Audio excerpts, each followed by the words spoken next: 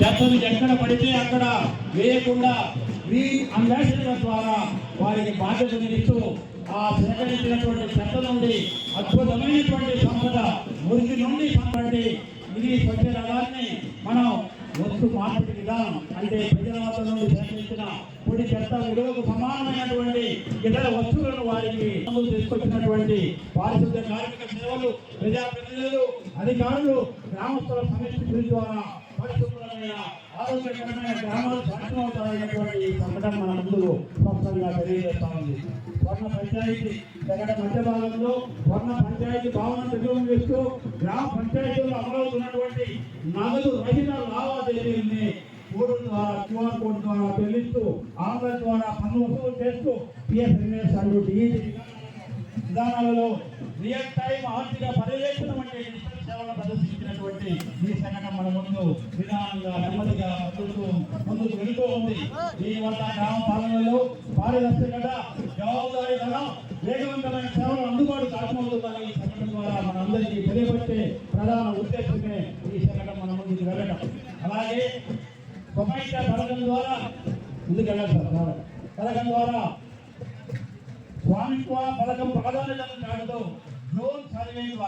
Drone survey ద్వారా గ్రామ ఖండాల్లో ఉన్నటువంటి ఆస్తులకి యాజమాన్య హక్కు పత్రాలు జారీ చేయడం, గ్రామీణ ప్రజలకి ఆస్తి హక్కులు భద్రత కల్పించడం, భూ వివాదాలను తగ్గించడం, ఆర్థిక భద్రత సాధికారులు దోహదం చేయడం వంటి అంశాలు చేయడంలో ప్రధానంగా ప్రత్యేకమైనటువంటి ఆకర్షణ నిలుస్తూ ఆస్తి హక్కుల భద్రత ప్రజల భాగస్వామ్యంతో స్థిరమైనటువంటి గ్రామీణ అభివృద్ధి ఈ సకల ప్రదర్శన వల్ల పల్లె ప్రగతికి ప్రత్యేకత ఇచ్చినటువంటి ప్రజల్లో స్పష్టమైన అభివృద్ధి కార్యక్రమాలు మొత్తం కూడా ప్రతిబింబించేలాగా నీటి యాజమాన్య శకటం వస్తుంది. నీటిని ఇక్కడ భూమిలోకి ఇంకేలాగా చేసేటువంటి వాటర్ షెడ్ పథకాన్ని కూడా ఈ శకటం వివరణ చేస్తాం.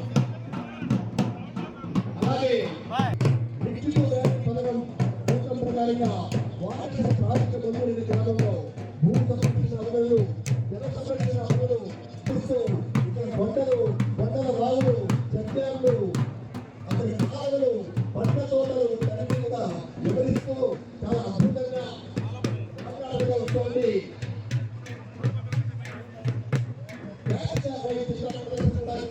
చాలా అద్భుతంగా జరుగుతుంది.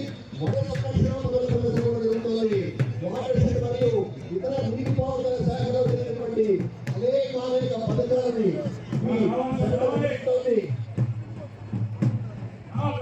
తదుపరి మత్స్యశాఖ శకటం వస్తుంది.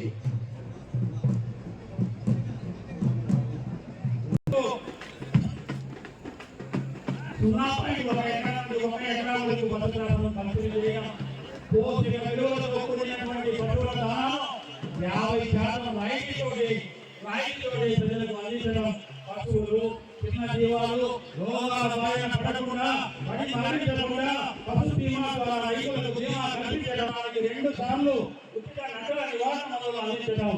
వీరి ద్వారా మన యొక్క ఆర్థిక స్థూల జాతీయంలో అత్యధిక భాగాన్ని సంరక్షిస్తున్నటువంటి పశువుల శాఖ ప్రదర్శన మన ముందుకు వెళ్తూ ఉంది.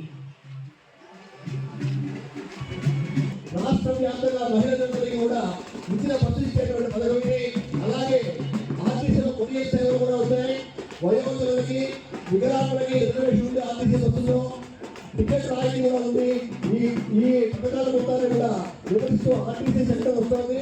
RTC centre